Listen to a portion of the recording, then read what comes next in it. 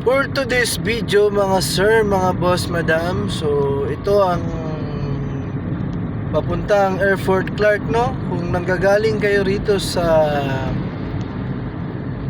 Dinosaur Island, so ito yung magiging way papunta sa International Clark Airport. So pag diniretso mo tong road na to, yan naman papuntang Mabalacat Gate. So ito na yun, kakanan tayo rito papunta sa International Airport Clark. So makikita nyo yung construction na yan na binibuild, mga boss. Yan, dire-diretso lang kayo dito sa kanan. So dito pala kaya binablog ko to kasi maraming nalilito dito. Ito, ayan, papunta ito ng Clark, yung pinaka gate nya sa airport entrance. Mula dun sa runabout ng naghiwalay papuntang SCTEX, papunta sa mismong Freeport at Mabalacat. So meron tayong dadaanan dito na dalawang roundabout, mga boss, mga madam. So ayan po yung dadaanan natin, yung may green na bakod. Ayan, tapos dito naman ay kamanggahan, puro mangga at mga talahib. So napakaaliwalas po talaga pag nandito kayo sa Clark.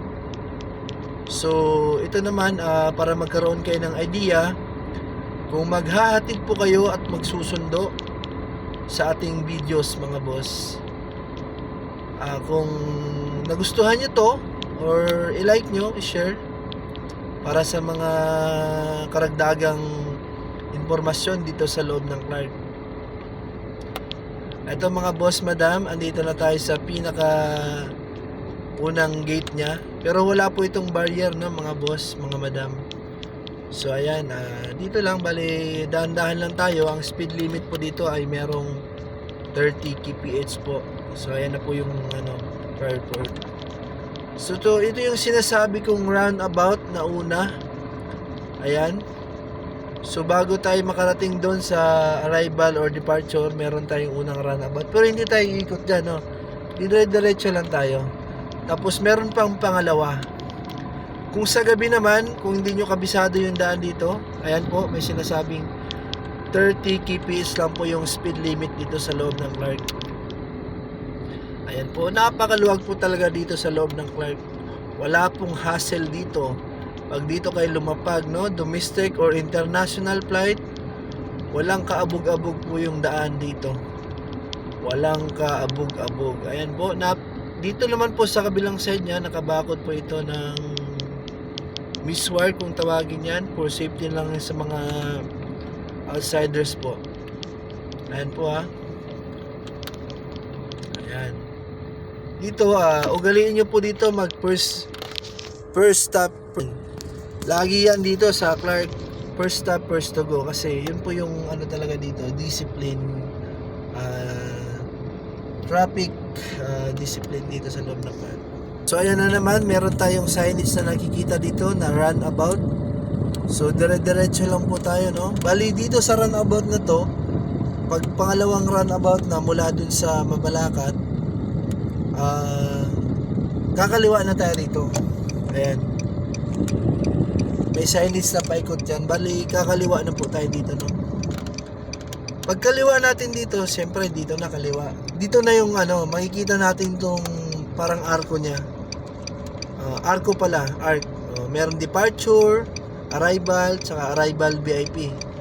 So yung taas na po yan, boss, mga boss, paakyat po yan sa departure. Tapos yung ito naman, yung sa may gawing kaliwa ko, ayan po yung papunta sa parking. Ayan, umakyat yung taxi papunta sa departure. At tayo naman, papunta tayo dito sa may arrival.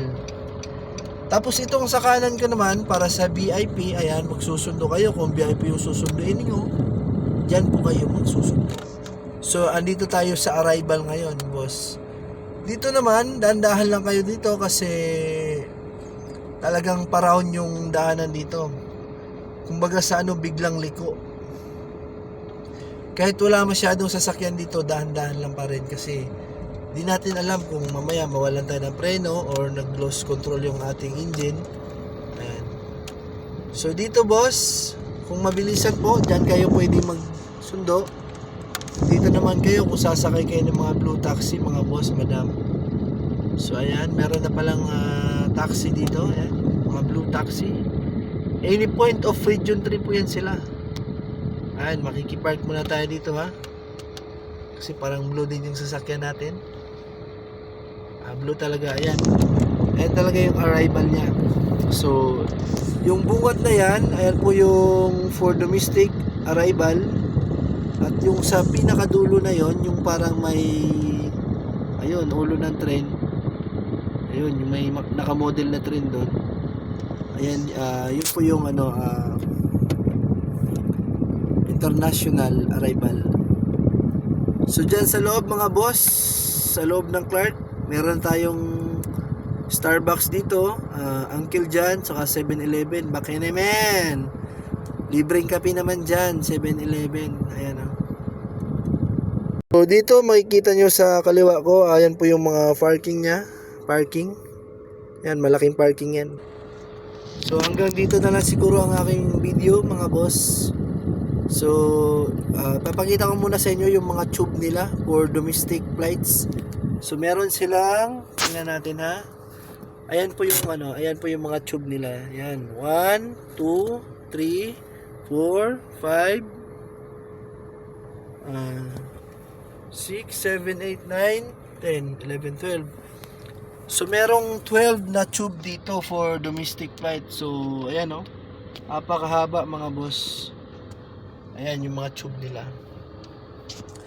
So kahit 10 eroplano or 12 eroplano mag-take off dito sa Clark, ay maluwag pa po yung runway nila. Kasi kabilaan po yung runway nila. Pwedeng magsabay take off or mag what we call that, kasi tawag Bisaya ba? Kanang mulupad ba? Kanang pa ato na siya, para depart na siya. So maraming salamat mga boss, madam. Palihog kog share sa videos og namoy